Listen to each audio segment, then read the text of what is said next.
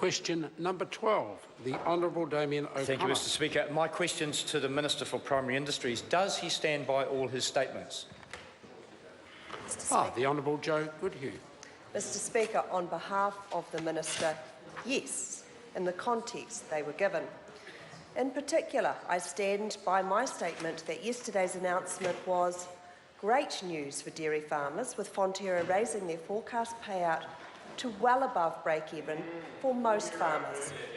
I note this statement contrasts with some members who've previously expressed more dire forecasts for that industry. Order. Supplementary, Mr Supplementary question, the Honourable Damien O'Connor. To the Minister, does he stand by his statement that the tender process for monitoring commercial fishing was, quote, was very open and transparent process, unquote? If so, what is open or transparent about letting the commercial fishing industry, which is about to be monitored, to veto any firm it didn't like? The Honourable Joe Goodhue. Mr Speaker, on behalf of the Minister, I stand by my statements on that issue. Supplementary, Mr Supplementary question, the Honourable Damien O'Connor. Who does the Minister think is more likely to get vetoed by the commercial fishing industry? A company owned by the commercial fishing industry, or B, the firm that discovered systemic fish dumping by commercial fishing companies? The Honourable Joe Goodhue. On behalf of the Minister, if you are asking me to second-guess something the commercial fishing industry would do, why doesn't the member ask them himself?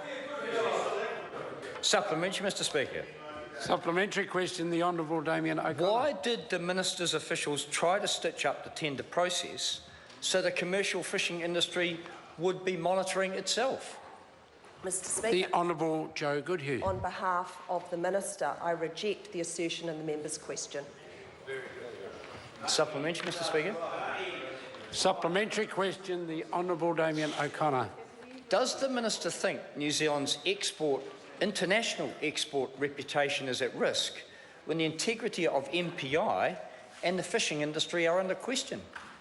Mr Speaker. The Honourable Joe Goodhue. On behalf of the Minister, quite the contrary. I think what the international industry will see is that we have had an independent inquiry into our fisheries compliance investigations, that we have taken on the chin that in the case of one of them it was flawed, that we have said that we have a total commitment to changing the processes, the internal processes that have brought this about, and that in fact we are not hiding the fact that there has been mistakes made. Good.